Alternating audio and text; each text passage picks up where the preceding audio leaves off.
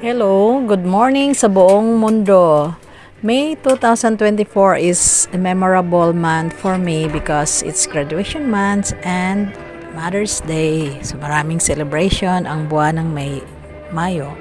Tayong mga parents, walang paglagyan ng ating saya dahil gagraduate na ang mga anak natin, o 'di ba? Pero may halong lungkot at kaba. Bakit? Katulad ko, graduate na din ang anak ko sa grade 12. Masaya dahil nakita ko na ang bunga ng pagsisikap. Kumbaga, fruits of labor for 12 years. May kaba dahil hindi pa nagtapos ang gastusin para mag-college. May lungkot kung hindi natin sila mapag-aral.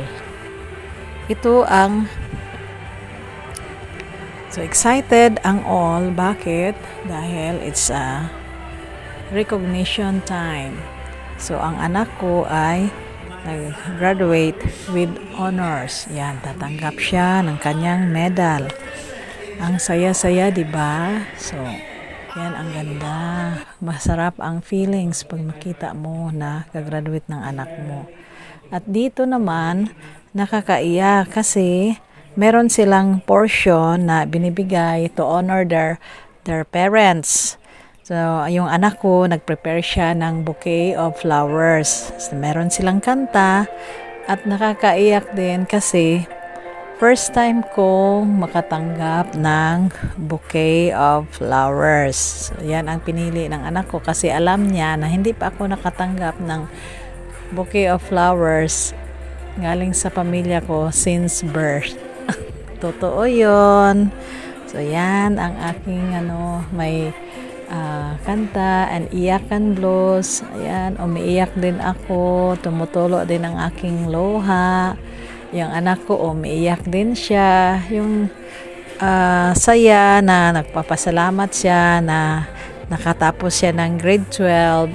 At kami din, ang saya din namin na nakita namin siya na masaya. Yung kumbaga actions speaks louder than words. So kahit hindi niya sinabi pero feel na namin yung papasalamat niya. Tas iyak siya, hindi siya makaharap sa camera. So yan siya mga guys, no? So yan ang feeling ng masaya. Kaya mga guys, yan ang natin sa ating mga anak. So yung bouquet of flowers, totoo yun kasi yung husband ko hindi siya magbigay-bigay ng mga flowers, pero yung love, kaya nga yung sabi na nasa puso ang pagmamahal. Yan.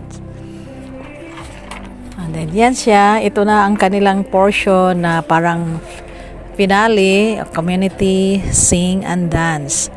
So, yung mga picture, pinopost po namin ang mga pictures. Ang gaganda namin guys. Salamat pala sa aking sponsors ng aking dress at saka yung sandal. Alam nyo, matagal na hindi ako nakabili ng damit sa hirap ngayon. Ewan ko ba, bakit ang hirap? Hirap hanapin ng pera ngayon. But I thank God, He's always provide what we need. I trust Him always. So yan ang singing ang dance nila sa kanilang during graduation rites. Yan. So, sayang-saya niya. Buti na lang yung aming camera woman at nakuhanan din siya ng kanyang dance. Yan. O, diba? So, yan ang feelings ng masaya. May halong saya, may halo ding lungkot. Kasi hindi pa namin alam kung saan siya mag-aral, kung anong kurso ang kunin niya. Hindi pa siya talaga decided kung ano yung kurso na kukunin ng pag-college niya. Yan. At pag-uwi namin, so mayroon siyang picture ng kanyang daddy. Sinasabit pa namin yung ribbon ng parents. Pag uwi namin, sinabit agad namin ang ribbon sa kanyang daddy at nag-take ng picture posing agad. Ang bilis, mabilis kami, nagmadali kami dahil mag-lunch na pa kami sa bahay. Wala kaming celebration. After sa graduation, nagbihis agad kasi babiyahe kami at 1 o'clock patungong Cagayan. It's a long travel via Talaingod. So, see you on my next vlog. Salamat ng marami. Please follow, subscribe, and share. God bless you all. Thank you.